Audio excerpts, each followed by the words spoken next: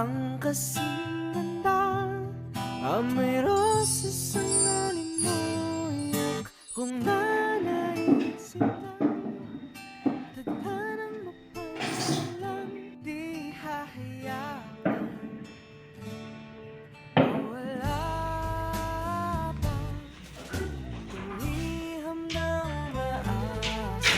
Mata mong mataasa. Hanggang lahat maging kahon. Ngayon lang nakakamay ang wagas na pagmamahal. Hiling ka lang naman na tayo na sana.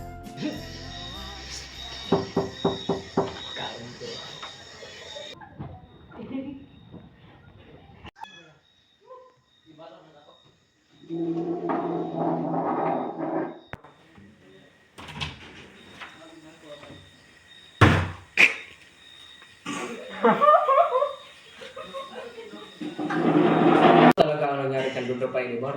Totoo lang, ang tunay talagang nangyari kay Don Rafael ay siya ay lumabag sa batas. Patuloy na nakipagtalo si Teniente Guevara kay Padre Damaso hanggang sa napuno na si Padre Damaso. Ano ibig mong sabihin? Huwag kang makialam. Tiniente ka lang, pura ako.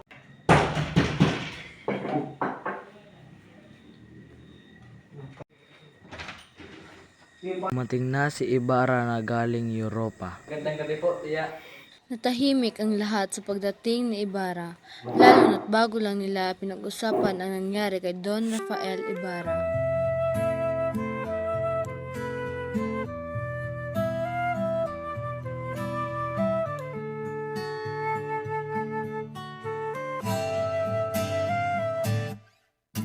Tungalay kong arana para sa dalagang walang kasing ganda.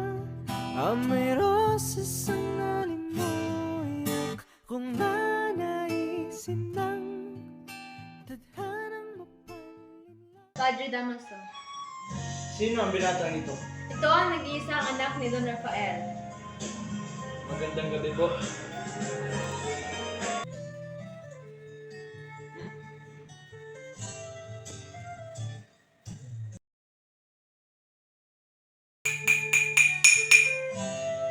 Magandang gabi sa inyong lahat. Ito si Crisostomo Ibarra, nag-iisang anak ni Don Rafael.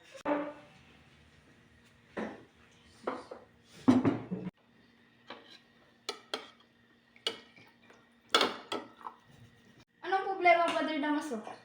Nawalan na ako ng gana.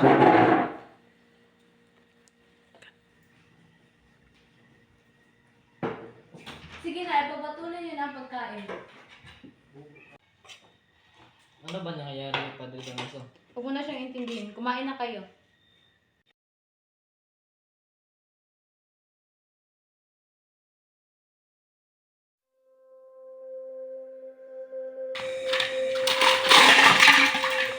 Tumahimik ka nga dyan.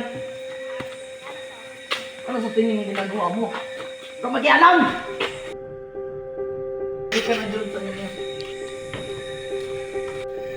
Palapasin mo ang hangal na yan.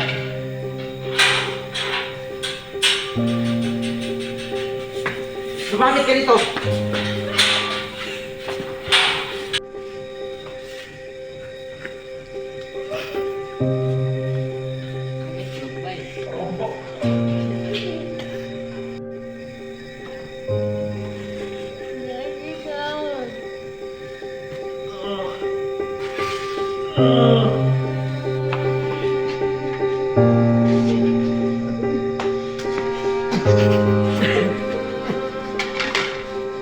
Tumayo ka. Oh.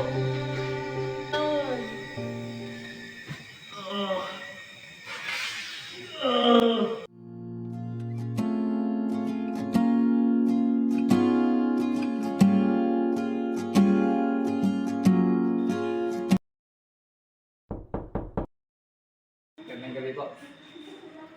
Tamang pagdating mo, Maria. Maiwan ko muna kayo. Maligayang pagbabalik, diba? Wala ka pa rin pinagbago, Maria Clara. Napakaganda mo pa rin. Hindi naman. Ka na Ibarra, ang tagal mo nawala. Okay lang naman. Balita ko, maraming nagkakandara pa dito sa iyo sa San Diego. Kaya nga pero hindi ko sila inintindi dahil ikaw pa rin ang nakaisipan ko pa lang. Oo nga pala, saan na pala yung binigay ko sa yung dahon ng sambong? Ito, itinago ko para maiwang alaala mo. Ikaw talaga Ibarra, bubero ka pa rin.